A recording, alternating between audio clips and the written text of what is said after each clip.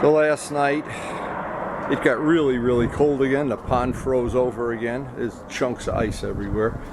But this is the main thing we came out to see. Let's check it out. How does that dry up, baby? What I love is when I used to read about don't ever paint in cold weather. Well, it's under 20 degrees this morning. Looks like that dried up just great. And one of the little things I do, this is the overage of the clear. I just wanted to, I can always check the morning after what the dry cycle is like in this cold weather. See, if you put this outside in the steps here, this won't dry overnight. It's thick, you can't respray it, of course, but if I needed, the reason I save it, if I scratched it or something, I could just put a little touch up on it right now. So now, this is dried basically overnight out in below 20 degree weather. Now I've got it under a heating vent. It's going to sit here for a day or two until the paint really hardens up. But boy, right now, that really did come out nice. And because there was no wind blowing yesterday, there's basically no dust at all in the paint. This is just, I'm not even going to buff this out. It's crystal clear. Then normally I would have to do you know, a little sanding and buffing. There isn't one speck of dust in this whole job. That was just amazing because the weather was so good. Now what I thought of doing, I'm going to get some flat black and just with a brush do in here. I don't like the way that looks. I'd rather see that flat black. See, the gray shows, gray of course are gray. Silver shows all the mistakes. But once this dries for, well, it's going to dry today because we got to go to Motorcycle Mall. I have to get the bolts. I have new bolts ordered for the calipers that goes on the disc. We're going to head out to Motorcycle Mall in about a half hour. But boy, that made my breakfast and coffee just taste better than it normally would. And that heat, next day or so, 2 days, I'll just dry that up beautifully. It'll be rock hard in 2 days. Now just one final thing, and I don't know that you can even see this on the video because this color silver, and when these are together, I'll put them side by side. This is a much lighter silver. All that extra pigment really makes it really reflect a lot more. I wish I would have put a lot more pigment in the paint when I did this set of silver wheels, but these are just the little things you'll learn. It's kind of learn as you go here. Each one seems to get a little bit better. And we got to get ready to go to Motorcycle Mall. It's still cold out there. Now luckily, one of our favorite places to do business with, Motorcycle Mall. They have the new replacement bolts. And if you watched any of these other videos, I showed my little trick for getting these out. Anyway, we're going to pick up our new bolts today. And we get done with it. Karen's in the car here with the rest of our Christmas shopping today. Go home and work on that wheel. Okay, Luciano, this is for you. I was going to buy this for you for Christmas. I had my checkbook out, but my check bounced. So, I don't know what else you would like while you're here, but this is what I would like. Oh, so you changed your mind. You'd rather have an R1. Let's see how these wheels came out. Not quite as shiny as mine, but nice paint job. So, Luciano, I don't know which one to get you. Maybe I'll get you both of them.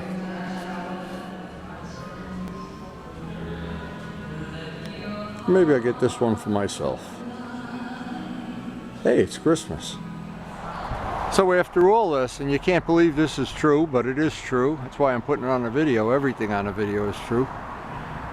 I didn't buy Luciano a new Yamaha. I didn't get one for myself. And the bolts they ordered came in the wrong bolts. They got to be reordered. So the wheel will be sitting down by the heating vent for another week. Unbelievable. Well, yesterday was pretty disappointing getting a Motorcycle Mall and having the wrong bolts, but it's not going to really slow us down that much. They'll have them in another couple days. Here's one of the things I noticed. I had this up under a heating vent for basically 12 hours, 14 hours. And when I came down, I noticed this part of the wheel was a lot warmer than this part of the wheel. So I wanted to make sure it didn't spin around. What I did, I spun it about halfway so that the cold part was on top. I know this is a very small thing, but because I'm so close to the heating vent and because this was sitting outside for basically 12 hours in below freezing temperature, and you always have this issue, maybe the paint isn't going to dry as well as it should. This dried beautifully. This couldn't be any nicer. Now the next thing, I want to do a lot of detailing today. I've got time today to do detailing. There's several little detail things on the wheel. Now that we have the clear exactly how we want it, I need to put the valve in. That's number one. There's a few tricks for putting that in. And in here, where these I don't know what we'll call them, the hollow parts of the wheel, I don't like the way they look silver. And I have some flat black paint that Glenn bought for a helmet a year or two ago. We painted a helmet with it. There should be enough to do those little areas. And it's a two-part, so it'll definitely cure up and be pretty bulletproof. So the first thing here is going to be, because we're basically done with all the spraying, we're done with the paint curing, we can get rid of all of this. And by the way, I thought this was, over the years, has served me so well, having that as one of the tools for doing wheels. We've probably done a dozen wheels over the years. I think most of them are out on YouTube video anyway. You can count if it matters. Anyway, cleaning this up, this is one of the tools I find invaluable. I have tried to do them with broomsticks and stuff, and for 25 bucks at Harbor Freight, you could be a big spender, 29, 25. And every once in a while, they're on sale for 15 or something. You go over there. And then you probably get 20% off because you have a coupon, 20% off for free parking. They give you a free pizza with it. Ay, it's unbelievable. But anyway, I wanted to, and let me just do this methodically. I wanted to, first thing, take off all the masking tape. Now, I'm not concerned it's going to pull up paint or anything, but I would like to get a reasonably nice edge along where the tire is going to seat. Again, it doesn't really matter.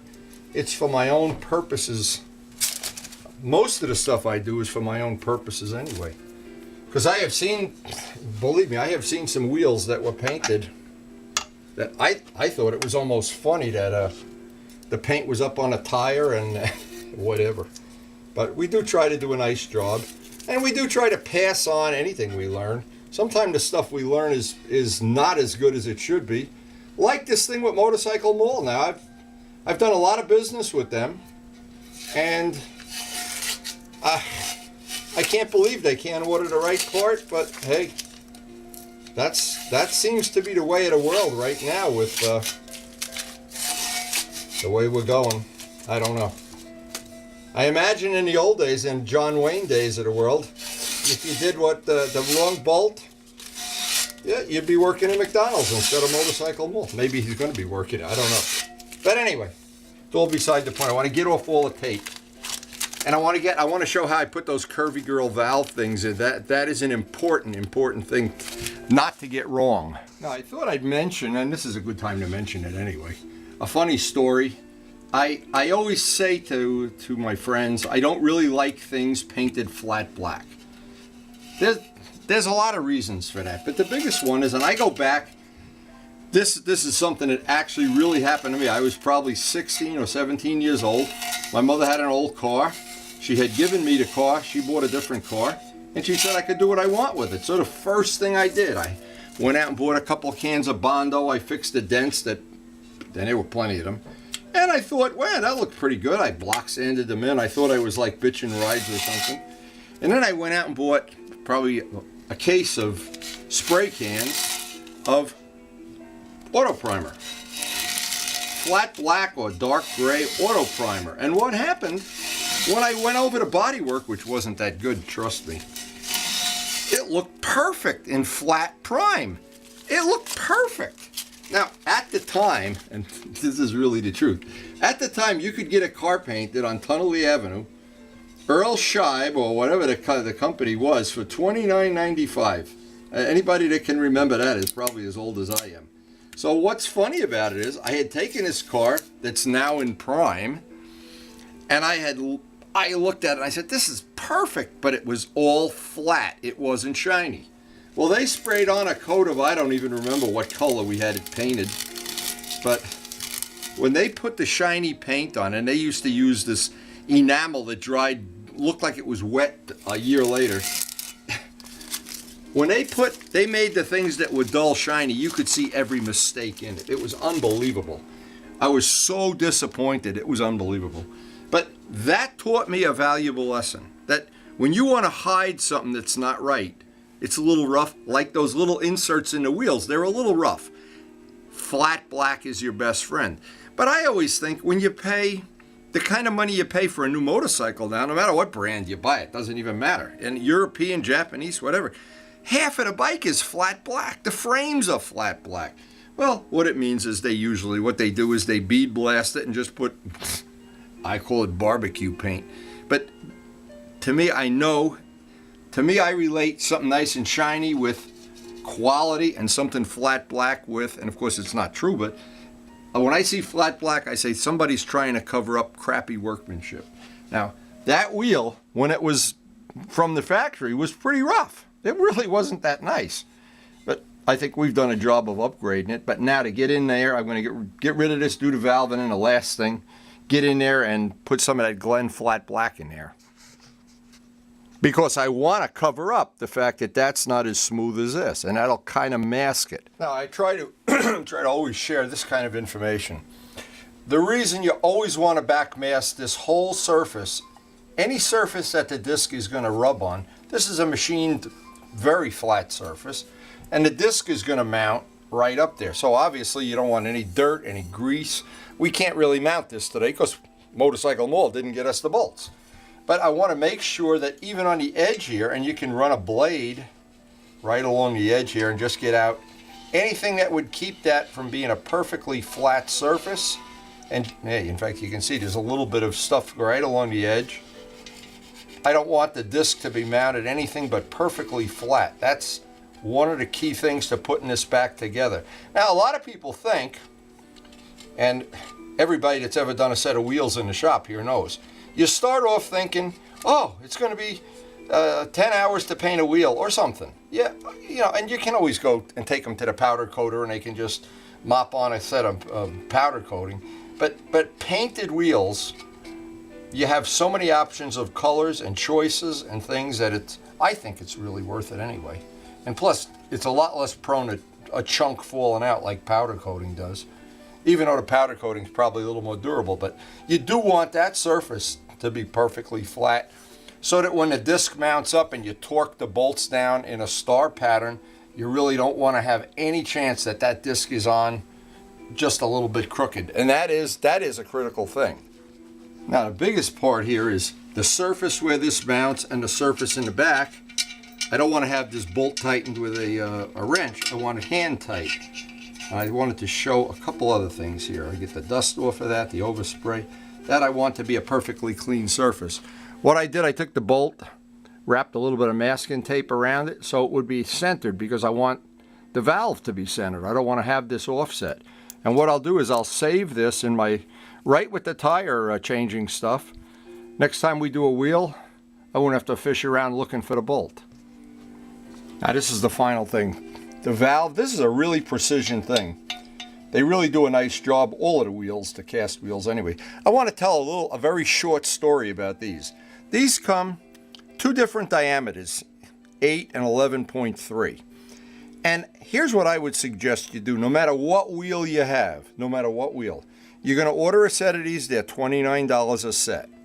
When you order them, say you want blue ones or red ones or green ones, they come every color in the world. When you order them, order both sizes.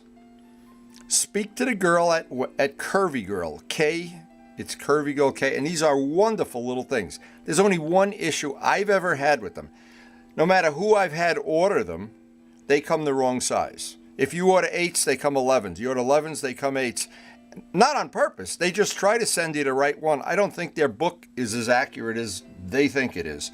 But they always take them back. It's not a problem. And they always send the right ones. But what I'm saying is, here's the problem. If you have an 11, you need an 11, and they send you an 8, you really can't use it. It wobbles around in a hole. If they send you an 11 and you have an 8 hole, it's not going in. You can ream this hole with a taper reamer. Don't even think about taking a drill and going through there because you want to keep, see the way the O-ring works, it seals against that side. That O-ring presses out. So it's a machined, very precision, clean fit.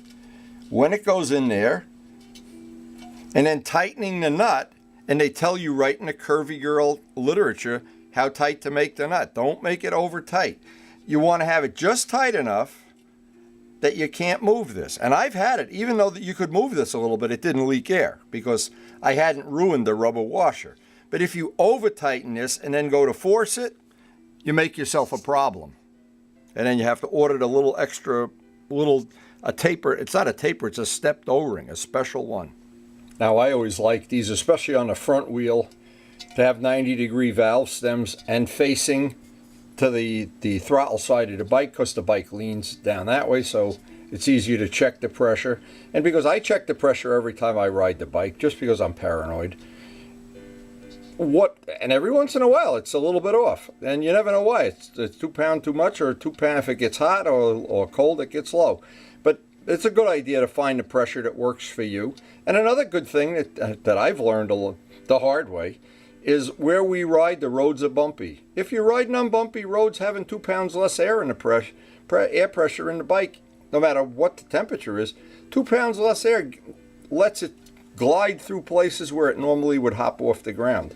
That was a valuable lesson I learned. But these are worth their weight in gold, I think. I try to, every time I do a tire change and the bikes don't have this, I try to get a set from Curvy Girl. One of the best investments I've ever made. And they are good quality things, never had one fail. You just got to get the right ones when you talk to the girl out there. And just return the one you don't use. It costs you $1, and then you never have the bike laid up for a week waiting for your valve stem to come in. One of the things I always do whenever I do a job and there's any paint left over, I try to save the paint. I mark what it is. I normally would put the year on it. I thought we were going to use this up. Glenn had painted a helmet. He was very happy with the way it worked out, but he didn't want the flat look. In the end, he wanted to have it shiny. So we had a lot of this. Actually, it's probably about a half a can in there. But it's a 4-to-1 mix, so it's going to be very durable. If I use barbecue paint, it probably wouldn't be that durable. But this will be durable paint.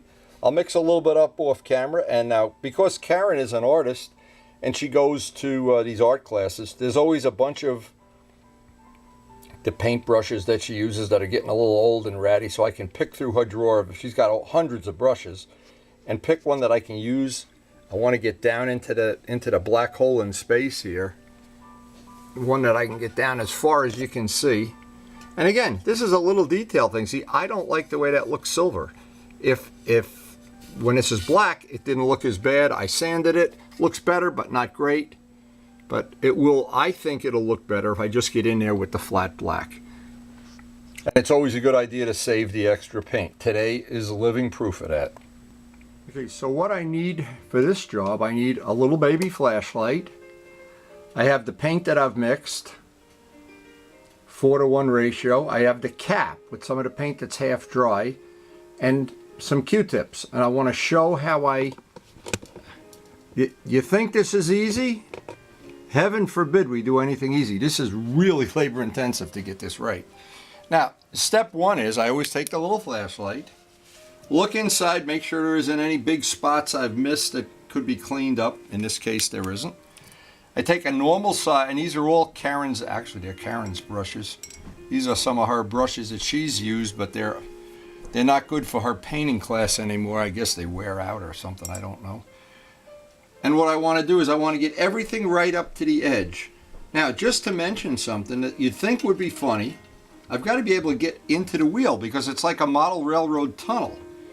And I remember when I made the model railroad, I remember thinking, you know, that looks terrible. You look inside and you can see 2x4s. And so what I did is I molded bricks. And all of the tunnels on that model railroad, inside the tunnel where you only see when the train headlight hits it, they're molded bricks. And it looks really realistic. And I said, nobody's going to notice that, but I don't care. I notice it. Well, the guy came from Classic Toy Trains to do the thing that's in the magazine. And when he came to shoot the pictures, the guy with him, Roger Karp is his name. He's the editor. Roger Karp, who's a really expert about this, says, wow, look at the tunnels. Yo, wow, he noticed it right away. So a detail like this, like I have to get all the way in there. Yeah, you know, some guy that just rode his first ninja bike the other day is not going to notice it, but somebody that's done or restored older bikes and knows all the little pitfalls, they're going to know about that. And I keep talking like this is an antique bike. It's an '09. But then I'm an antique, so that counts. And the way they should count it is that the person's age and the age of the bike, and then we'd all have historic plates. Okay, so I can get up to the edge. Now this is the trick I wanted to show. You take a Q-tip and urethane thinner, dip it in urethane thinner, wipe it clean. Now it's damp, it's not wet, and you just run it along the edge on any radius edge, and it gives you a really nice edge, because most people, when they do the brush, including myself, you really don't get a nice edge. The Q-tip with the urethane thinner just leaves a perfect edge. A nice little trick. And then what I want to do, that takes care of that. Now, because I don't want to miss a spot as I look down in there, and it looks like we got it, but if I didn't, I have a long striping brush. I can get way in there if I have to. This took a little more time than I thought it would, but I think it's going to add a really nice little detail. Now, of course, it's all subjective anyway, but I think that added a little, well, it'll make this spinning wheel look a little more interesting.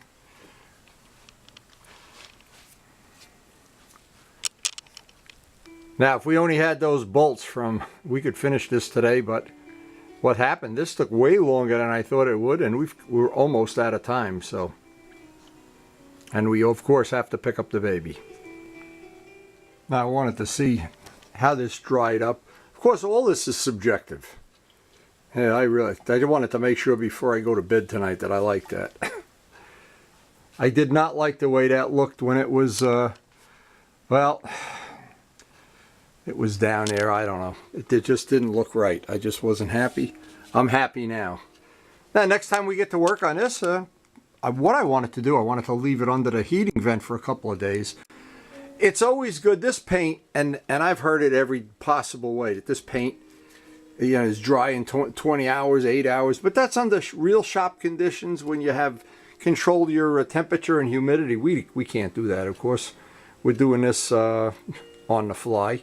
But the result is, and this is my point, the result is some pretty nice work. We don't even have a spray booth, and we can't control the temperature. We can't control how old we are and how much cream is in the coffee. But there's always the point that at the end of it, you have a really nice product. And I'm really happy with that. I got to tell you, once I mount up the tire and balance it, get it reinstalled, I can't wait to do a little photo shoot. Anyway, but again, we're out of time, and it's time to go get the baby.